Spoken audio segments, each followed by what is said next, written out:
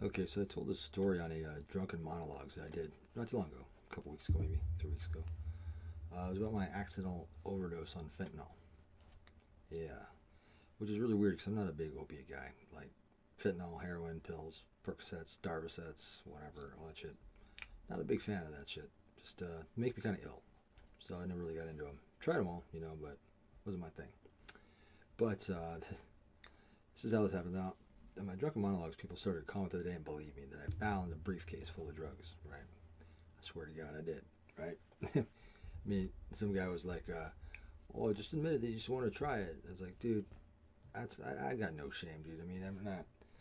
I would admit it if that was the case. Come on, you're talking to somebody who made a video about how I beat my alcoholism with methamphetamine. Okay, so I wouldn't have a problem saying that I tried fentanyl. Which so I brought the briefcase to show you guys. It's a nice briefcase. Check it out. Pretty fancy. I don't know shit about handbags, but nice.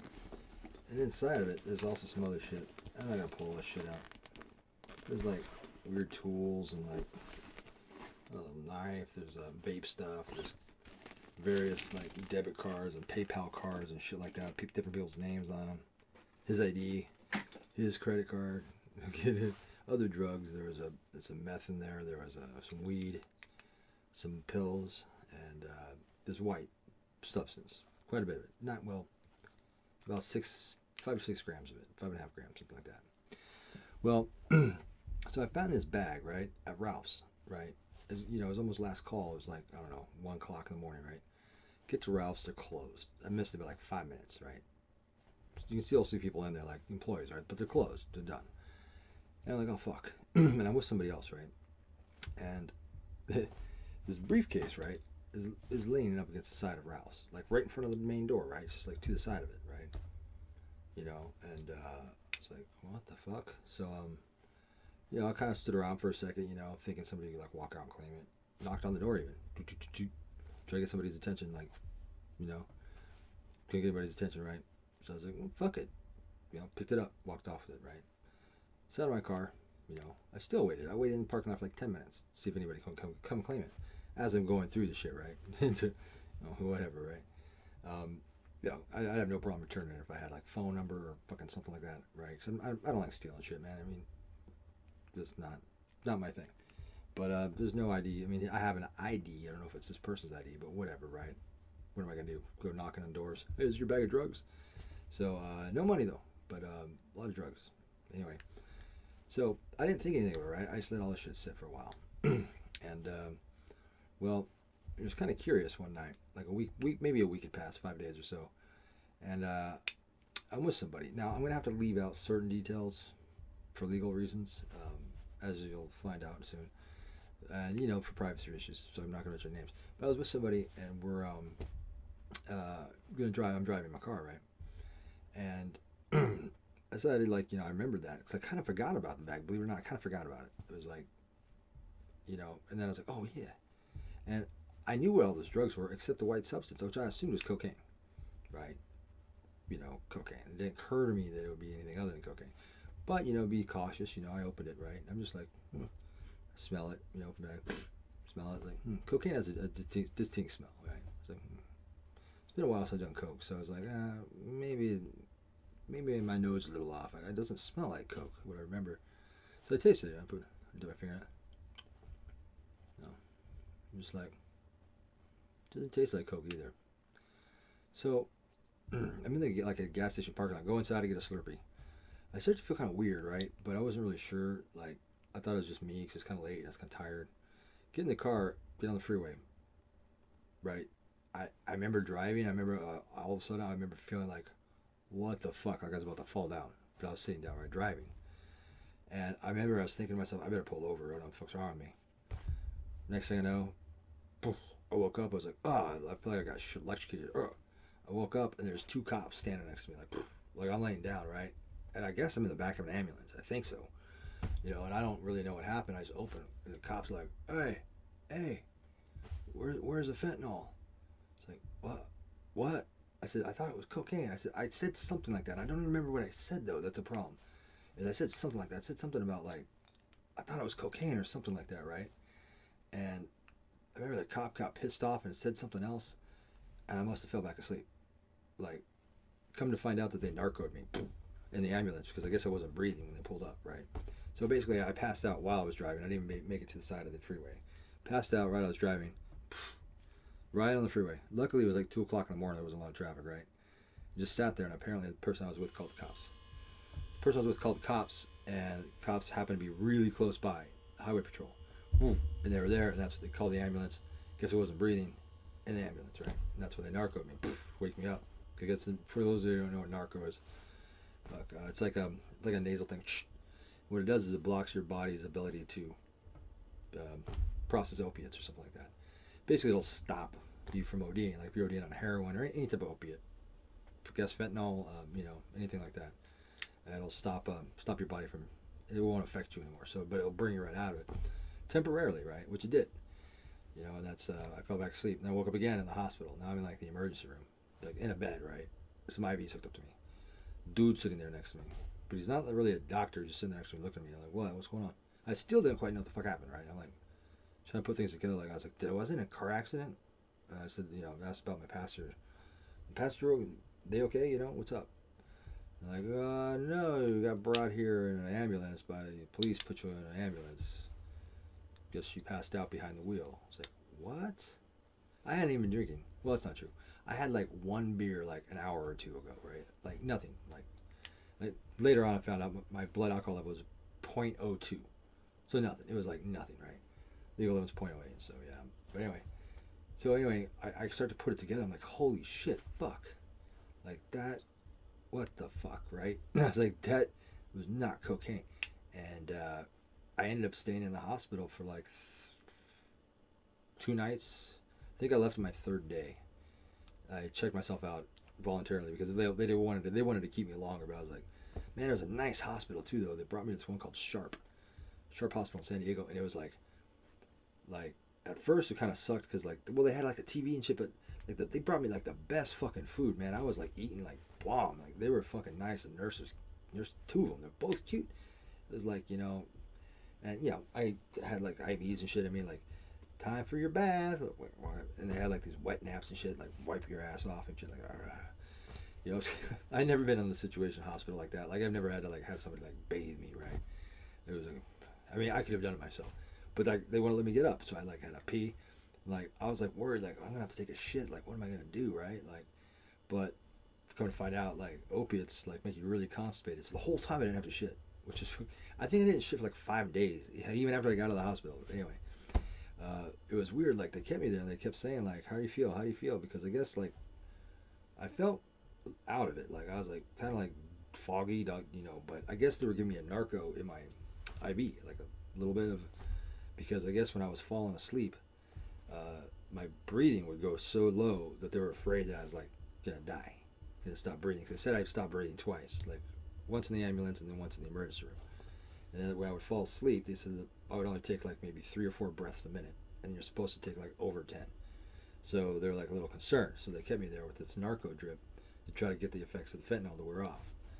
And they said that I ingested 3 times the lethal dose of what would kill somebody. And especially like somebody could ingest, when they say that though, that's like somebody that's never done opiates or whatever. But I might as well, because I don't do opiates, so I don't have a tolerance to them, right?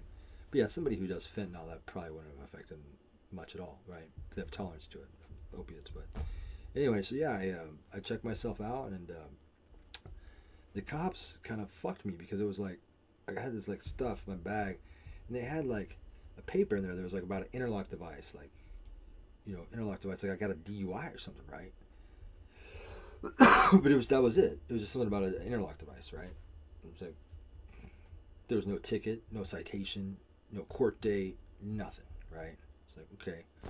So I go and I check myself out because I'm fine. At the 3rd day, I'm just like itching to get out. Like I'm like, I gotta go, because you can't. I mean, you know what? Honestly, if they would have let me smoke in there, like, or at least go outside to smoke, I probably would have stayed the extra day because it was a nice hospital, right?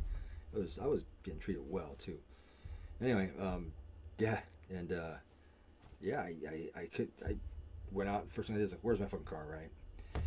And called all these fucking cops, police stations, right? And figure out where it was towed. Finally got a hold of Highway Patrol. Highway Patrol was like, well, it says here that, car was released to passenger. I'm like, no, that's not true, because I already talked to the passenger. Like, the car got towed. They're like, well, it says here, got released to passenger. It's like, fuck. So they had no, and I called all these tow companies, could not find my car. Thank God I had a GPS in my car, right? I use like an insurance Metro Mile, plugs into your OBD2, bam, right? Because they charge you per mile instead. It works out cheaper for me because I don't drive a ton anymore. Anyway, yeah, but the Metro Mile thing has, and the thing that plugs into the OBD2, it has a GPS, right? So I was able to fucking, boom, I found it. Sure shit, it was at the tow yard. But it took me a few extra days. No, not a few, but it took me a couple extra days to figure that shit out, right? Because the cops kept saying it got released to passenger. So I'm like thinking, did somebody steal it? What?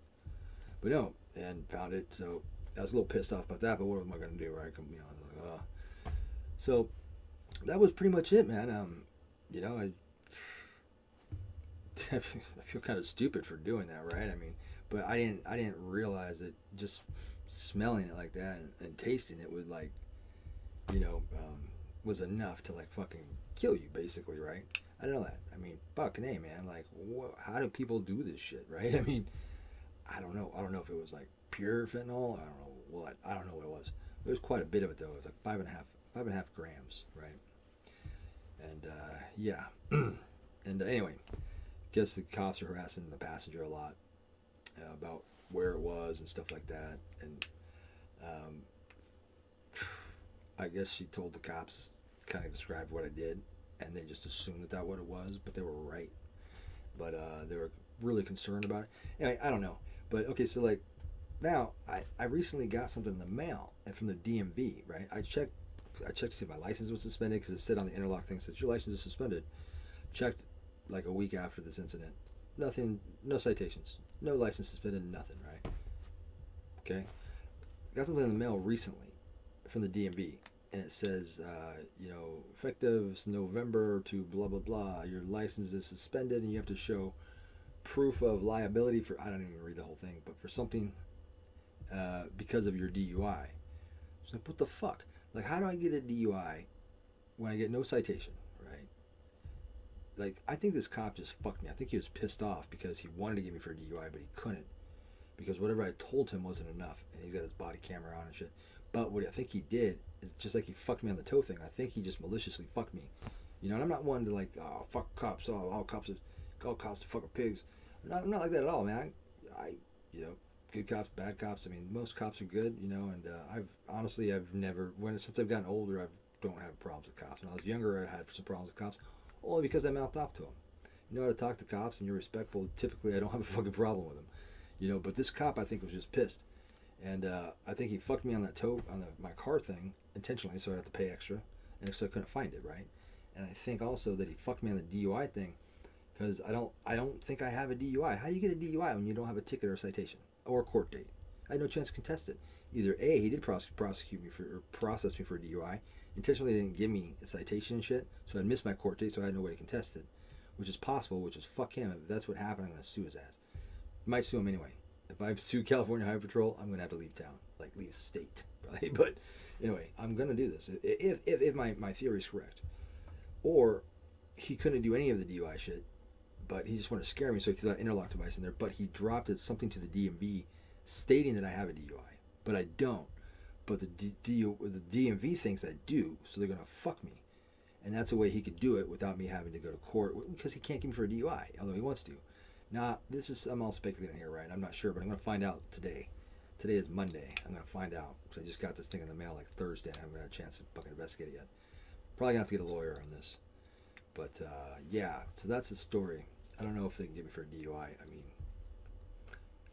I don't think they can, otherwise I think that I've got citations and shit in the mail. The only thing I got is from the DMV, and I don't know. I'll know more about that later, because I'm kind of pissed off about that. I'd be pissed off if I got a DUI, but whatever.